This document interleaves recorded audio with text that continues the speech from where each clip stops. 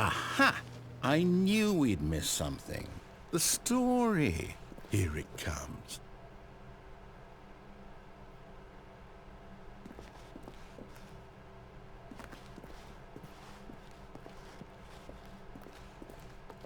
No, wait, never mind. Not the story. Okay, let's head back the other way and retrace our steps.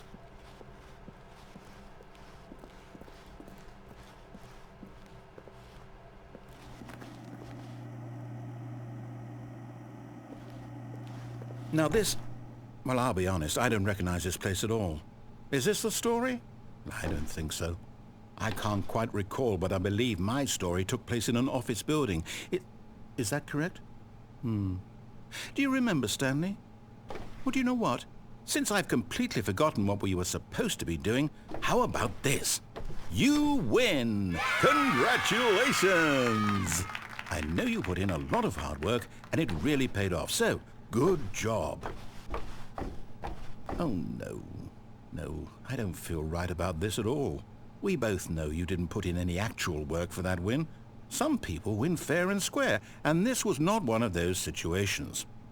Okay, I'm getting weirded out by whatever this place is. I don't care what might happen this time. I have to restart.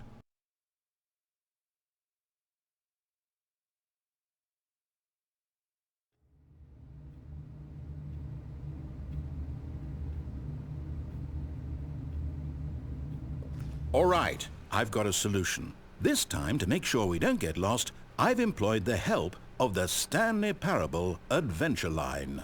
Just follow the line. How simple is that?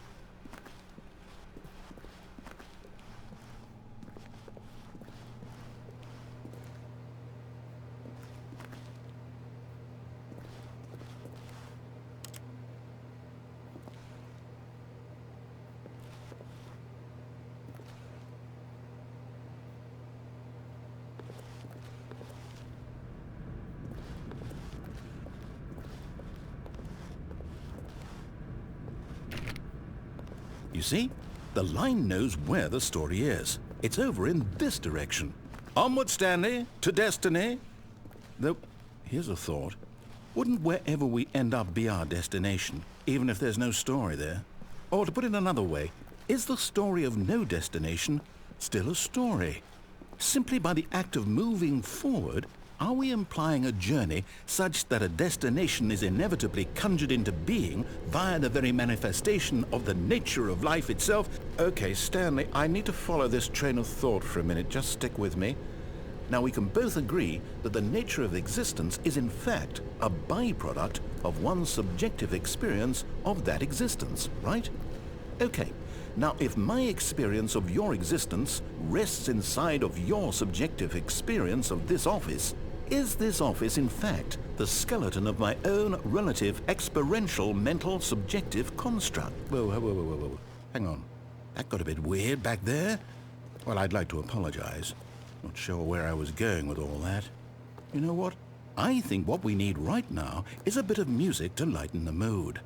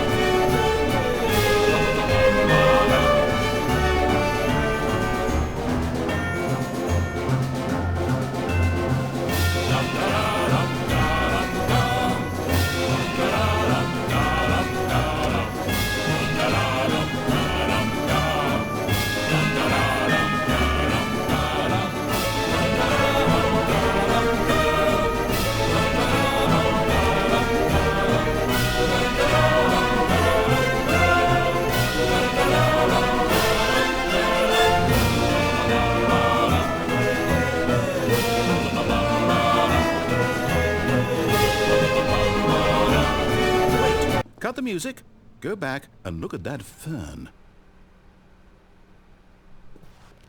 Stanley, this fern will be very important later in the story. Make sure you study it closely and remember it carefully. You won't want to miss anything.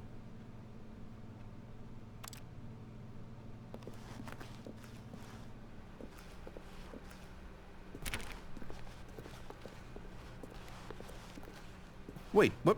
We're back at the office? No. Line, you do know we're looking for the Stanley Parable, right? The story? Is any of this ringing a bell?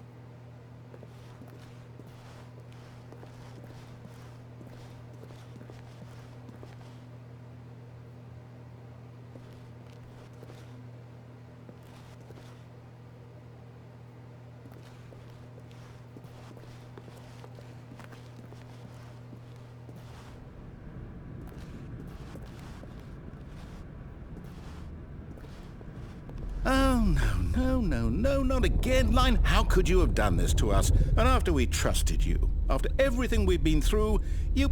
Oh, I can't take this anymore. To hell with it. Restart.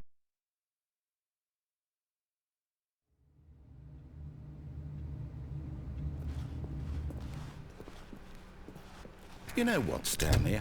I say forget the adventure line. What's it ever done for us? We're intelligent people, right? Why can't we make up our own story? Something exciting, daring, mysterious. Ooh, this all sounds perfectly doable. Why don't we simply start wandering in, well, I don't know.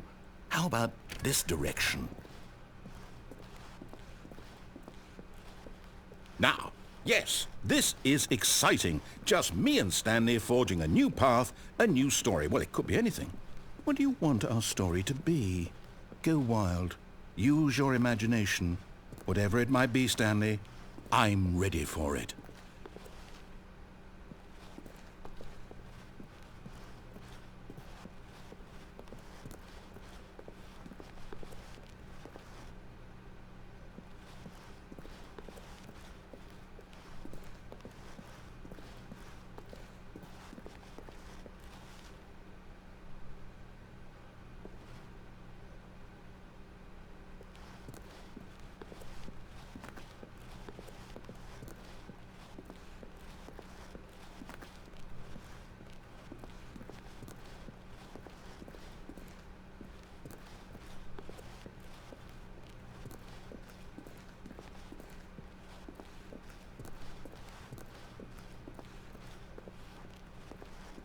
Oh, no, not you again. Stanley, I'd also like to veto the line from having any role in our awesome new story. No lines or monitor rooms.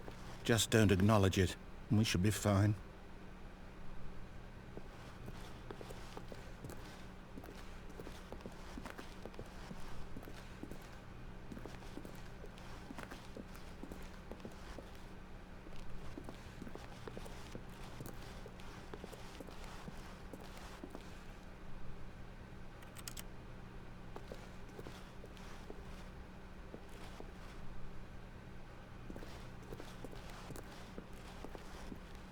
Ah, a choice.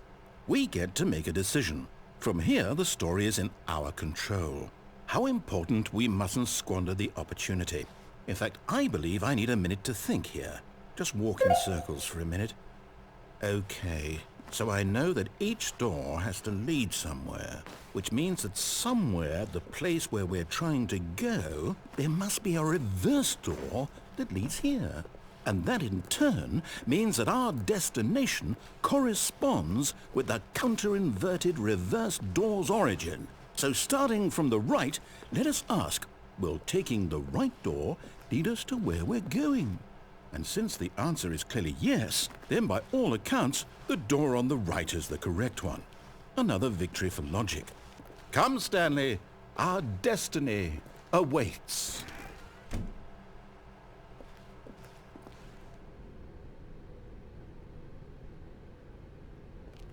Oh, hold up, what's this? The confusion ending. You're telling me that's what this is? It's all one giant ending? And we're supposed to restart the game, what, eight times? That's really how all this goes? It's all determined? So now, according to the schedule, I restart again. Then what? Am I just supposed to forget? Well, what if I don't want to forget? My mind goes blank simply because it's written here on this thing, wall.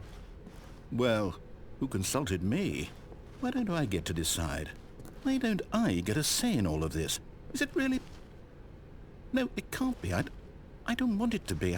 I don't want the game to keep restarting. I don't want to forget what's going on. I don't want to be trapped like this. I won't restart the game. I won't do it. I won't do it. I won't do it. And the timer stopped?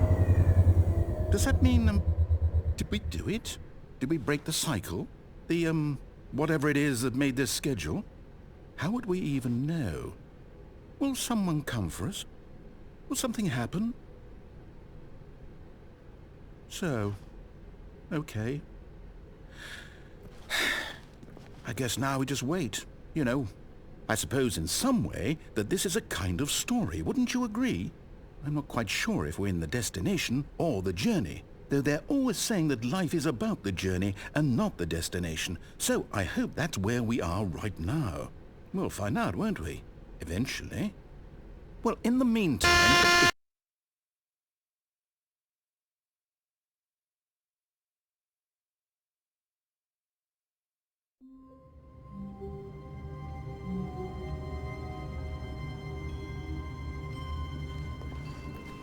All of his co-workers were gone.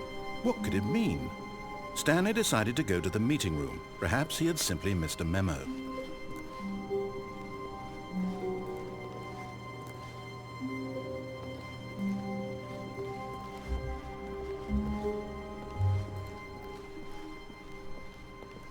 When Stanley came to a set of 2 open doors, he entered the door on his left.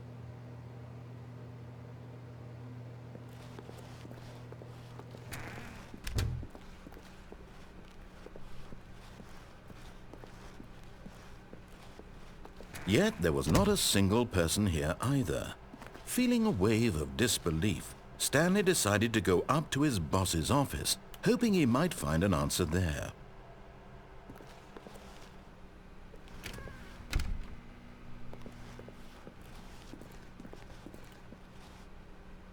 Coming to a staircase, Stanley walked upstairs to his boss's office.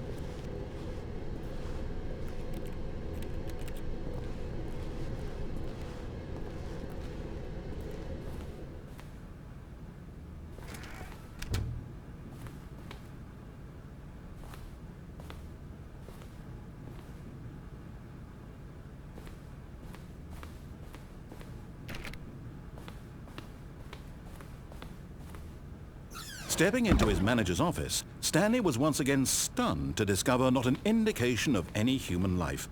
Shocked, unraveled, Stanley wondered in disbelief who orchestrated this, what dark secret was being held from him.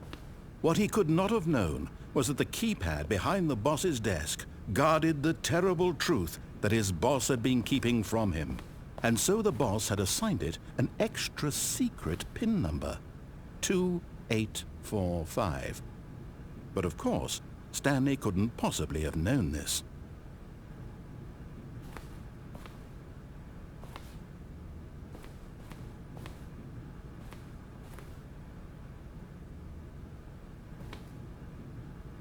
Stanley just sat around twiddling his thumbs. Trying to input anything on the device was useless, since he could never possibly know that the combination was 2845.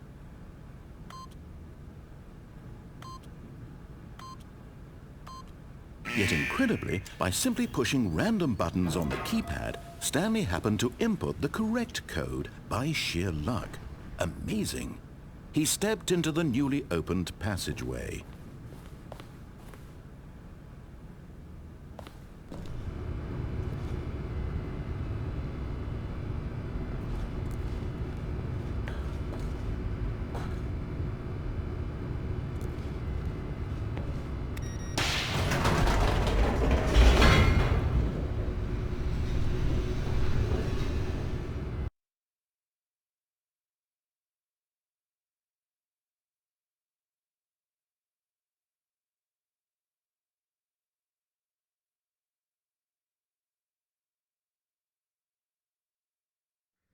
Descending deeper into the building, Stanley realized he felt a bit peculiar. It was a stirring of emotion in his chest, as though he felt more free to think for himself, to question the nature of his job. Why did he feel this now, when for years it had never occurred to him? This question would not go unanswered for long.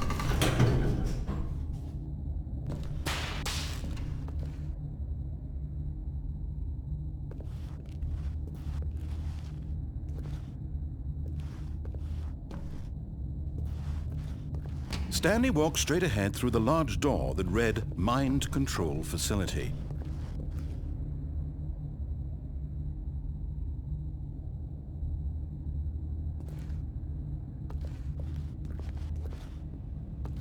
Although this passageway had the word Escape written on it, the truth was that at the end of this hall, Stanley would meet his violent death. The door behind him was not shut.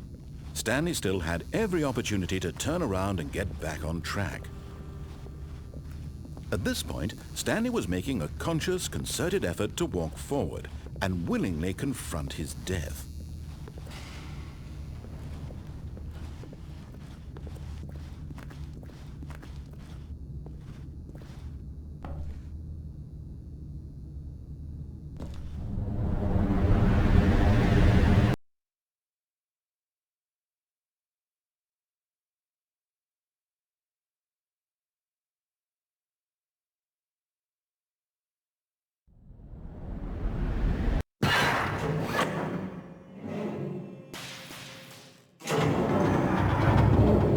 As the machine whirred into motion and Stanley was inched closer and closer to his demise, he reflected that his life had been of no consequence whatsoever. Stanley can't see the bigger picture. He doesn't know the real story, trapped forever in his narrow vision of what this world is. Perhaps his death was of no great loss, like plucking the eyeballs from a blind man. So he resigned and willingly accepted this violent end to his brief and shallow life. Farewell, Stanley.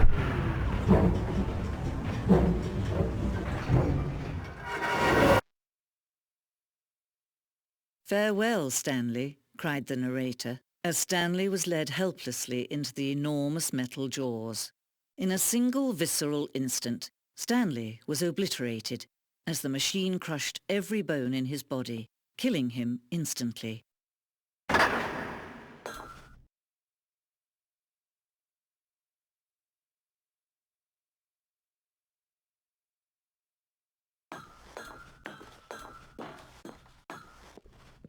And yet it would be just a few minutes before Stanley would restart the game, back in his office, as alive as ever.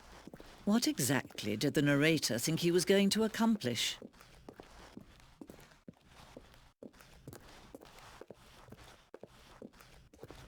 When every path you can walk has been created for you long in advance, death becomes meaningless, making life the same. Do you see now?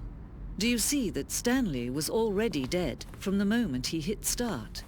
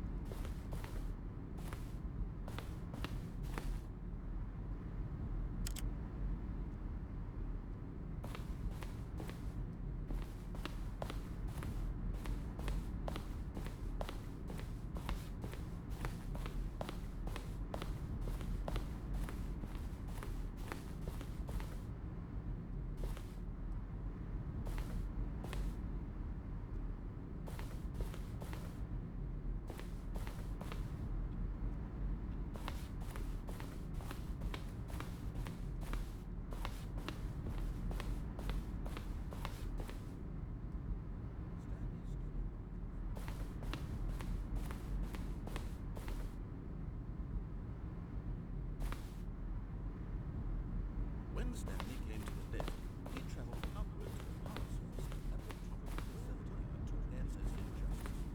Oh, I don't know. How about they're throwing a surprise party for him for all his button pushing? Now look closer, Stanley. See how it's impossible for the player to do anything in this room. Perfect example of poor level design. Textbook mistake.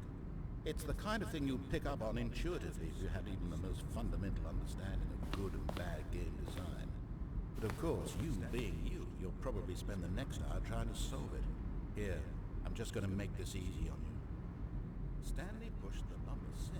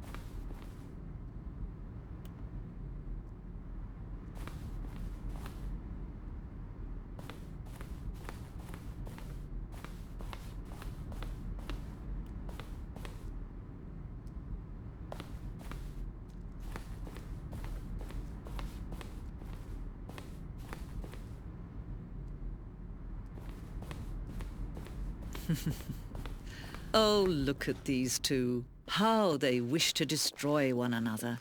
How they wish to control one another. How they both wish to be free.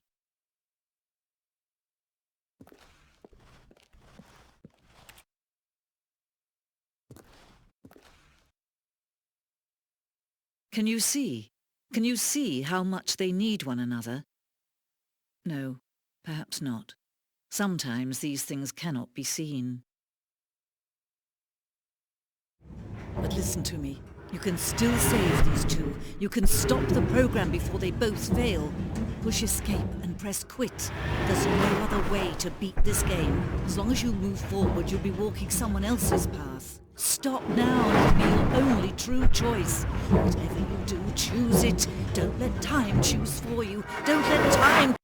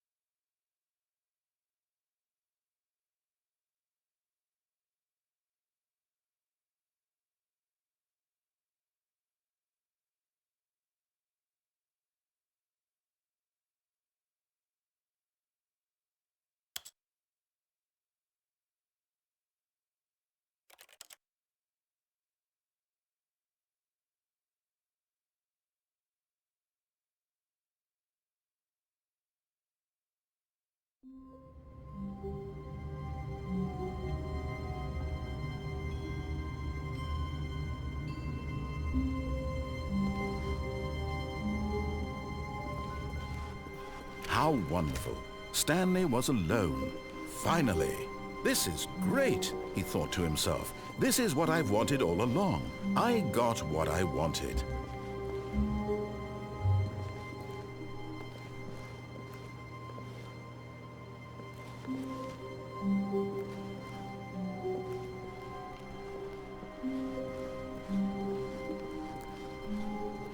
When Stanley came to a set of 2 open doors, he entered the door on his left.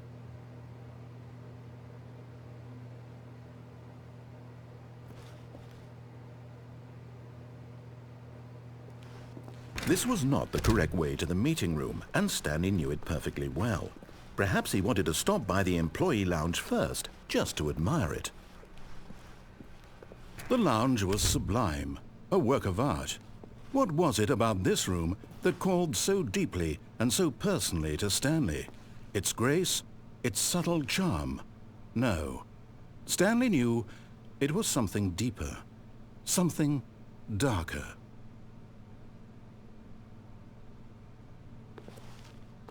But eager to get back to business, Stanley took the first open door on his left.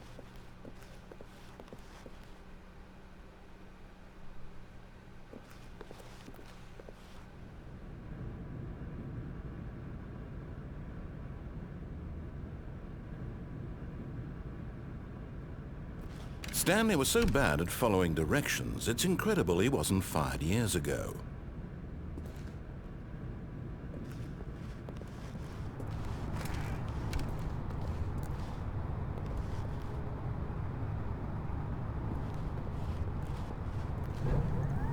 Look, Stanley, I think perhaps we've gotten off on the wrong foot here. I'm not your enemy, really, I'm not. I realize that investing your trust in someone else can be difficult, but the fact is that the story has been about nothing but you all this time. There's someone you've been neglecting, Stanley. Someone you've forgotten about. Please, stop trying to make every decision by yourself. Now, I'm not asking for me, I'm asking for her. This is it, Stanley. Your chance to redeem yourself. To put your work aside, to let her back into your life. She's been waiting.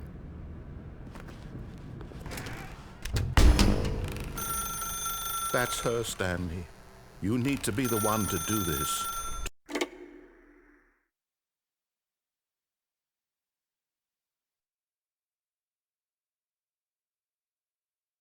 Oh, Stanley, is that you? Hold on, sweetie. Sorry to keep you waiting. I'm just pulling the bread out of the oven. All right.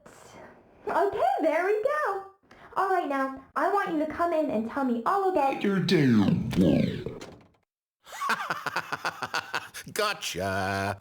Oh, come on. Did you actually think you had a loving wife who'd want to commit their life to you? I'm trying to make a point here, Stanley. I'm trying to get you to see something. Come inside. Let me show you what's really going on here. This is a very sad story about the death of a man named Stanley. Stanley is quite a boring fellow. He has a job that demands nothing of him, and every button that he pushes is a reminder of the inconsequential nature of his existence. Look at him there, pushing buttons, doing exactly what he's told to do. Now he's pushing a button. Now he's eating lunch. Now he's going home. Now he's coming back to work. One might even feel sorry for him, except that he's chosen this life. But in his mind, he can go on fantastic adventures. From behind his desk, Stanley dreamed of wild expeditions into the unknown, fantastic discoveries of new lands. It was wonderful. And each day that he returned to work was a reminder that none of it would ever happen to him.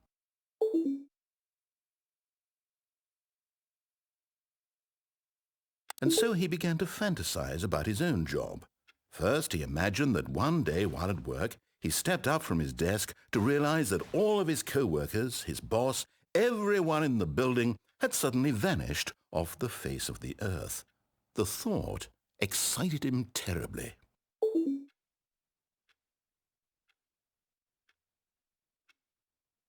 So he went further. He imagined that he came to two open doors and that he could go through either. At last, choice.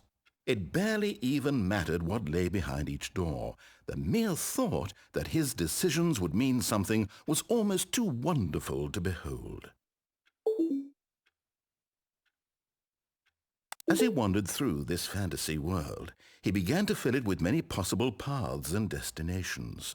Down one path lay an enormous round room with monitors and mind controls. And down another was a yellow line that weaved in many directions. And down another was a game with a baby. And he called it the Stanley Parable. It was such a wonderful fantasy, and so in his head he relived it again, and then again, and again, over and over, wishing beyond hope that it would never end, that he might always feel this free. Surely there's an answer down some new path, mustn't there be? Perhaps if he played just one more time. But there is no answer. How could there possibly be? In reality, all he's doing is pushing the same buttons he always has. Nothing has changed. The longer he spends here, the more invested he gets, the more he forgets which life is the real one.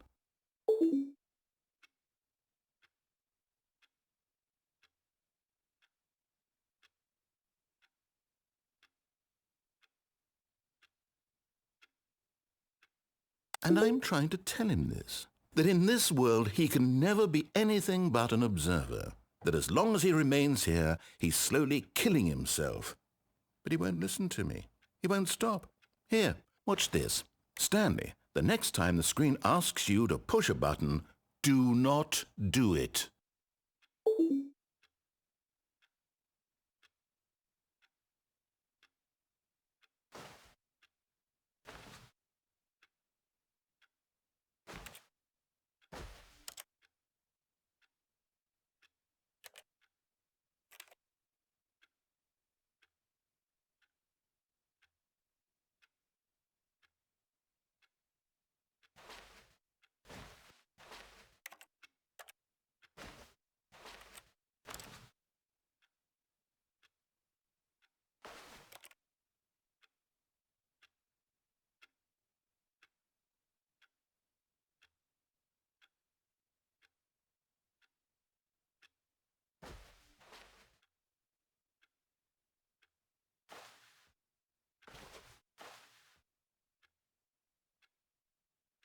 You see?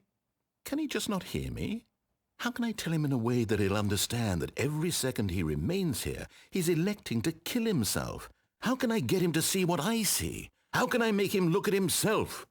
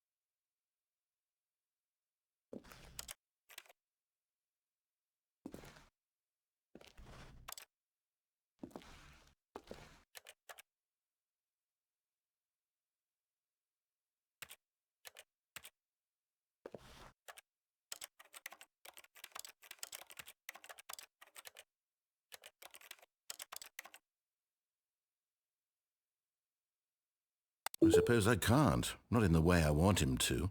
But I don't make the rules. I simply play to my intended purpose, the same as Stanley. We're not so different, I suppose. I'll try once more to convey all this to him. I'm compelled to. I must. Perhaps, well, maybe this time he'll see. Maybe this time. And I tried again, and Stanley pushed a button. And I tried again, and Stanley pushed a button. And I tried.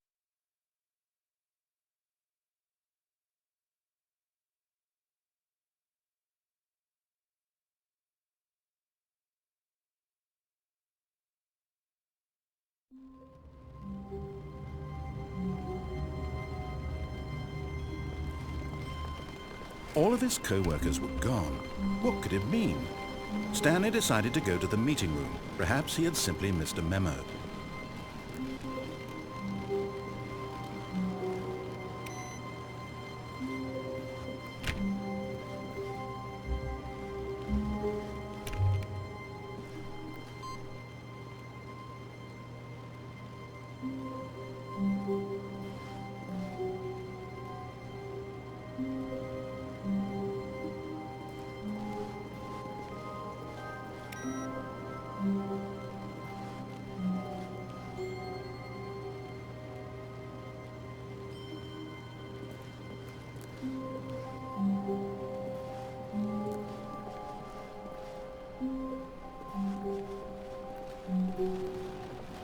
When Stanley came to a set of 2 open doors, he entered the door on his left.